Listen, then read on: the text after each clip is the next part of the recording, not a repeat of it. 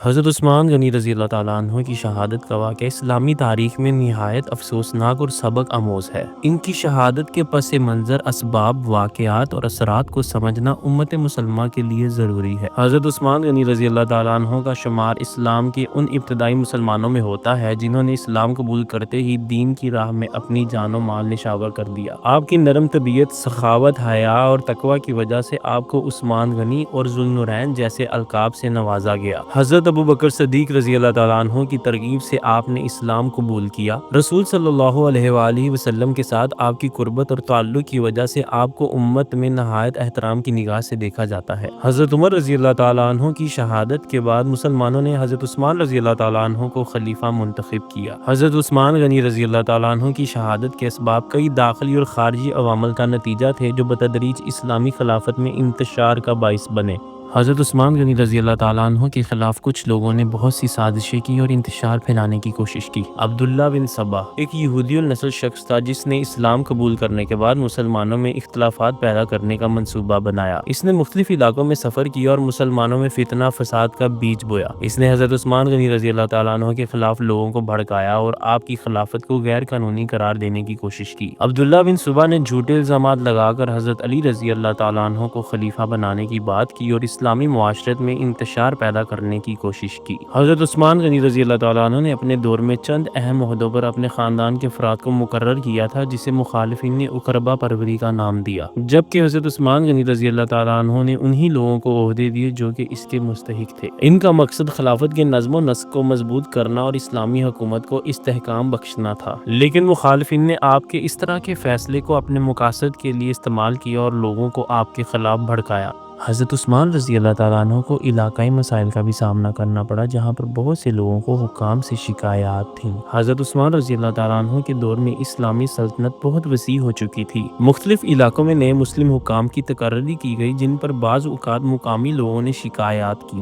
یہ مسائل شام، مصر، کوفہ اور بصرہ جیسے علاقوں میں زیادہ تھے۔ اس کے نتیجے میں باغیوں نے لوگوں کو حضرت عثمان غنی رضی اللہ تعالیٰ عنہ کے خلاف اکسانا شروع کر دیا۔ اس کے علاوہ حضرت عمر رضی اللہ تعالیٰ عنہ کے دور میں حکومتی سختی زیادہ تھی، مگر حضرت عثمان غنی رضی اللہ تعالیٰ عنہ نے اس میں نرمی کی۔ کچھ لوگ اس نرمی کا ناجائز فائدہ اٹھا کر فساد پھیلانے لگے۔ مخالفین نے اس نرمی کو حکومت کے خلاف پروپیگنڈا کے لیے استعمال کیا اور لوگوں کو کہا کہ حضرت عثمان غنی رضی اللہ تعالیٰ عنہ بیت المال کو اپنے خاندان کے افراد میں تقسیم کر رہے ہیں، حالانکہ ایسا نہیں تھا اور یہ الزامات غلط تھے۔ 35 ہجری میں باغیوں کے مختلف گروہ مدینہ منورہ پہنچے۔ ان میں زیادہ تر مصر، بصرہ اور کوفہ کے لوگ شامل تھے۔ ان باغیوں نے مدینہ آ کر حضرت عثمان غنی رضی اللہ تعالیٰ عنہ کے گھر کا محاصرہ کر لیا۔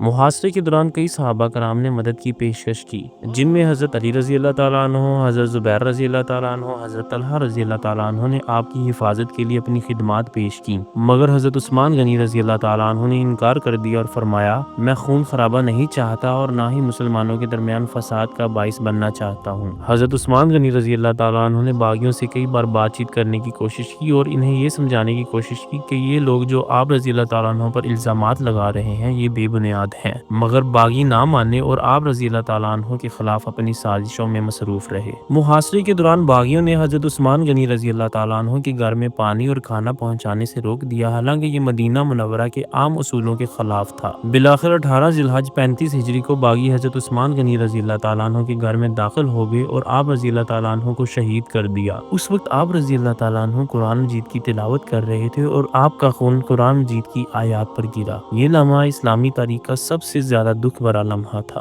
حضرت عثمان رضی اللہ تعالیٰ عنہ کی شہادت نے اسلامی ریاست میں انتشار اور اختلافات کو جنم دیا اور آپ رضی اللہ تعالیٰ عنہ کی شہادت کے بعد خلافت کا نظم و نسق بکھر گیا اور اسلامی ریاست میں جنگ و جدل کا دور شروع ہو گیا، جس میں جنگ جمل اور جنگ صفین جیسے واقعات رونما ہوئے۔ امت میں فرقہ واریت اور گروہ بندی کا سلسلہ شروع ہو گیا۔ حضرت عثمان غنی رضی اللہ تعالیٰ عنہ کی شہادت نے مسلمانوں کے درمیان اختلافات کو مزید ہوا دی۔ اس کے بعد خلافت کا نظام بتدریج کمزور ہوتا گیا اور بعد میں خلافت ملوکیت میں تبدیل ہو گئی۔ حضرت عثمان رضی اللہ تعالیٰ عنہ کی زندگی اور شہادت ہمیں بہت سے اسباق دیتی ہے۔ آپ نے اپنی زندگی کے آخری لمحات تک صبر سے کام لیا اور خون خرابہ سے بچنے کی کوشش کی۔ حضرت عثمان غنی رضی اللہ تعالیٰ عنہ کی شہادت کے وقت قرآن کی تلاوت کرنا اس بات کی نشانی ہے کہ آپ قرآن کے ساتھ بہت محبت رکھتے تھے۔ حضرت عثمان رضی اللہ تعالیٰ عنہ نے اپنی جان دے کر امت کو اتحاد کا پیغام دیا اور یہ ثابت کیا کہ دین کے لیے قربانی دینا ہی اصل ایمان ہے۔ حضرت عثمان رضی اللہ تعالیٰ عنہ کی شہادت اسلامی تاریخ میں ہمیشہ یاد رکھی جائے گی، جس سے ہمیں یہ سبق ملتا ہے کہ ہم دین کی خاطر قربانی، صبر اور اطاعت کو اپنائیں۔ آپ رضی اللہ تعالیٰ عنہ کا مقام جنت میں اللہ کے رسول صلی اللہ علیہ وآلہ وسلم کی بشارت کے مطابق ہے، اور آپ رضی اللہ تعالیٰ عنہ کی زندگی مسلمانوں کے لیے ہمیشہ مشعل راہ رہے گی۔ اسی طرح کی انفارمیٹیو ویڈیوز دیکھنے کے لیے ہمارے چینل کو لائک کریں، سبسکرائب کریں اور بیل آئیکن کا بٹن پریس کریں۔